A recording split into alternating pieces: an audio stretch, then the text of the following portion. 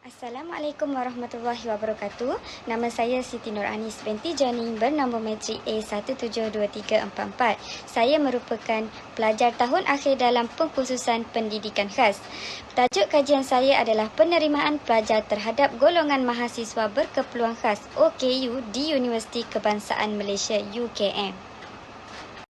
Okey, seterusnya, objektif kajian saya adalah kajian ini bertujuan untuk mengkaji tentang penerimaan golongan berkeperluan khas OKU dalam kehidupan seharian pelajar atau mahasiswa Universiti Kebangsaan Malaysia UKM. Secara khususnya, kajian ini adalah untuk mengenal pasti tahap atau tingkat pengetahuan pelajar tipikal Universiti Kebangsaan Malaysia UKM terhadap golongan mahasiswa berkeperluan khas OKU. Yang kedua adalah mengenal pasti sikap pelajar tipikal Universiti Kebangsaan Malaysia UKM terhadap golongan mahasiswa berkeperluan khas OKU. Baiklah, seterusnya adalah pernyataan masalah ataupun kenapa saya lakukan kajian ini adalah kerana satu kejadian yang amat menyedihkan berlaku di depan mata saya sendiri dalam kalangan mahasiswa UKM. Okey, cerita dia macam ni. Pada suatu hari ni, saya ingin ke kolej lain. So, saya naik bas Kifah ataupun bas UKM yang daripada kolej saya ke kolej lain. Jadi, ada seorang golongan berkeperluan khas ataupun yang mempunyai masalah penglihatan. Tidak diberi tempat duduk. Waktu tu dalam bas penuh dengan pelajar. Sedangkan saya sendiri pun berdiri waktu tu. Jadi, pelajar lain mementingkan diri sendiri. Tak ada orang pun yang memberi tempat duduk kepada golongan berkeperluan khas yang mempunyai masalah penglihatan sebentar tadi. Saya rasa sedih. Kita yang mampu ataupun mampu melihat tapi tidak.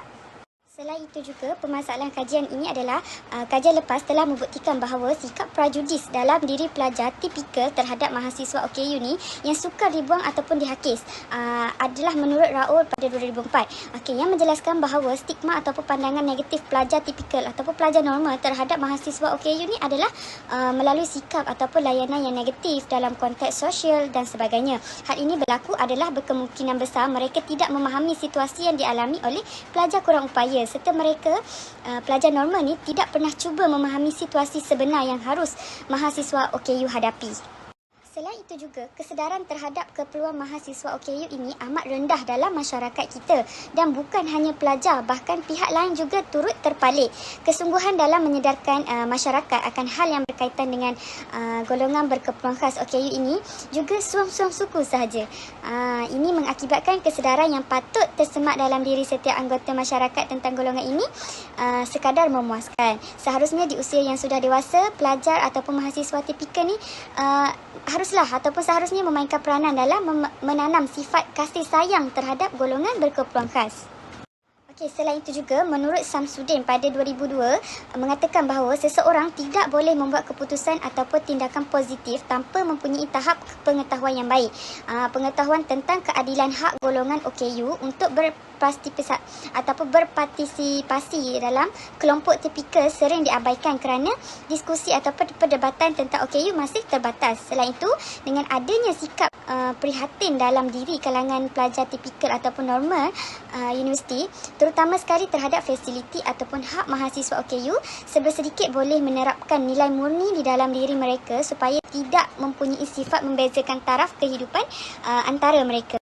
Baiklah, yang seterusnya adalah metodologi ataupun kaedah kajian yang digunakan. Reka bentuk kajian yang dipilih adalah dengan menggunakan pendekatan kaedah kajian kuantitatif.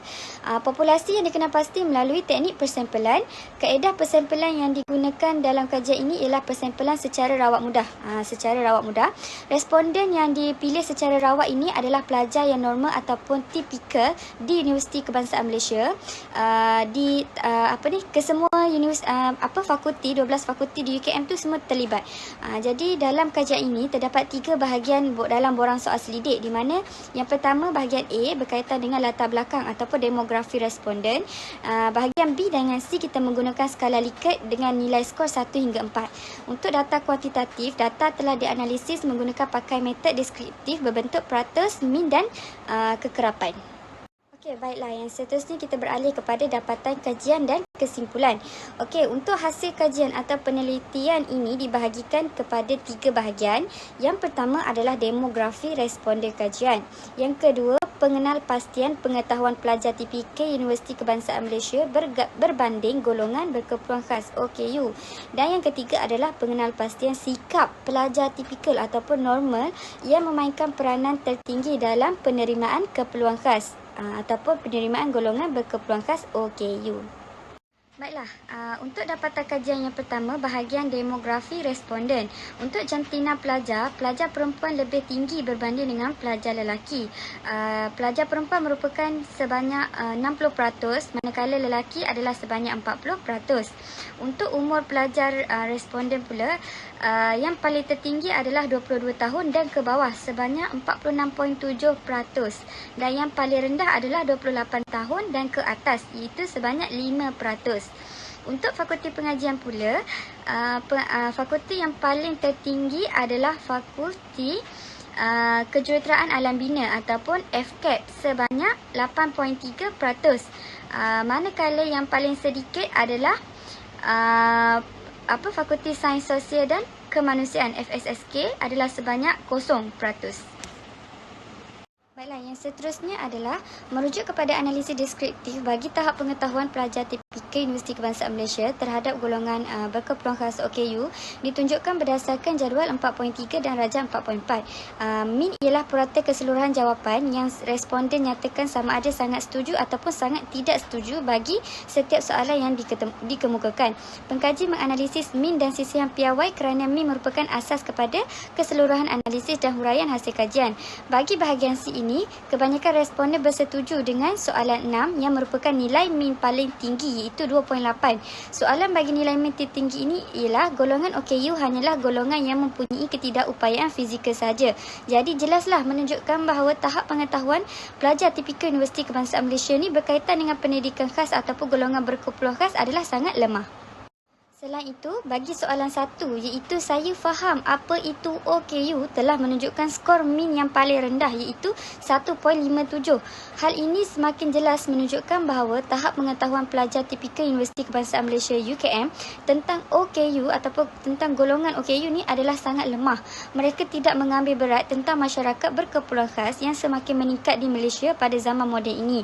Dengan tahap pengetahuan yang rendah tentang OKU telah membuktikan bahawa pelajar tipikal Universiti Kebangsaan Malaysia ni tidak dapat menerima golongan berkeperluan khas OKU ini dengan lapang dada ataupun dengan hati yang terbuka.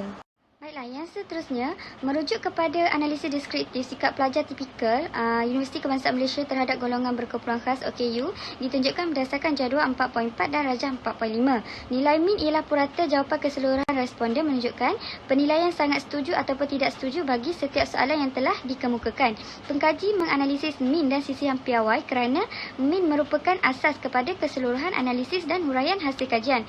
Kebanyakan responden bersetuju dengan soalan 2. Saya berasa kurang selesa dan agak sukar untuk bersikap biasa apabila berjumpa dengan pelajar OKU yang merupakan skor min paling tinggi iaitu sebanyak 3.17. Ini jelaslah menunjukkan bahawa pelajar tipikal ni memang tidak dapat menerima golongan berkeperluan khas OKU dengan baik. Mereka mungkin boleh menghormati golongan ini tetapi dalam keadaan terpaksa ataupun tidak selesa. Okey, di samping itu, bagi soalan 5 iaitu saya tidak malu untuk berkawan dengan mahasiswa OKU telah menunjukkan skor min yang paling rendah iaitu sebanyak 1.52.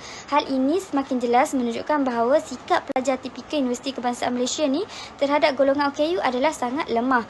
Hal ini menunjukkan hanya segelintir sahaja yang tidak malu untuk berkawan dengan golongan ini. Majoriti pelajar tipikal yang lain malu dan tidak selesa untuk mempunyai kawan yang tergolong dalam kalangan berkeperluan khas ini. Baiklah, kesimpulan untuk kajian saya ini adalah dapatan juga mendapati pelajar tipikal Universiti Kebangsaan Malaysia ni mempunyai tahap pengetahuan tentang golongan berkeperluan khas ni adalah lebih tinggi berbanding dengan sikap responden terhadap orang kurang upaya. Secara umumnya, pengetahuan seorang pelajar tipikal ataupun normal Universiti Kebangsaan Malaysia ni adalah berkaitan dengan sikap mereka terhadap OKU. Pemahaman tentang kelompok OKU ini adalah sangat penting dilakukan untuk menaikkan pengetahuan mereka berkenaan dengan OKU. Selain itu, sikap tipikal ataupun sikap tipikal pelajar mahasiswa Universiti Kebangsaan Malaysia ni juga bergantung kepada pengetahuan mereka tentang OKU dan lingkungan tempat tinggal mereka. Jika mereka memiliki pengetahuan tentang OKU, tetapi keadaan lingkungan yang mempengaruhi pelajar tipikal Universiti Kebangsaan Malaysia adalah negatif, mereka juga mungkin tidak. Meskipun Al-Quran tidak terlalu menekankan pada ketidakupayaan fizikal kerana Allah melihat dari sudut pandangan eksternal, tidak ada diskriminasi siapa yang lebih baik dalam praktiknya ataupun tingkah lakunya. Namun pengetahuan kepada golongan berkeperluan khas OKU ini adalah sangat penting untuk mengurangi stereotip negatif tentang golongan OKU dalam masyarakat. Hal ini sesuai dengan anggapan bahawa semakin banyak maklumat yang diterima masyarakat tentang golongan OKU, maka akan semakin positiflah sikap mereka terhadap golongan OKU. Sikap positif terhadap golongan berkeperluan khas ini menyebabkan penerimaan yang baik terhadap OKU ini. Penlibatan masyarakat dalam sesuatu kegiatan ataupun keadaan dengan golongan OKU ini dapat mengeratkan hubungan dan menzahirkan sikap peduli terhadap golongan ini. Sesuatu kegiatan ataupun keadaan dengan golongan OKU ini dapat mengeratkan hubungan dan menzahirkan sikap peduli terhadap golongan ini. Jadi itu sahaja daripada saya. Sekian, terima kasih.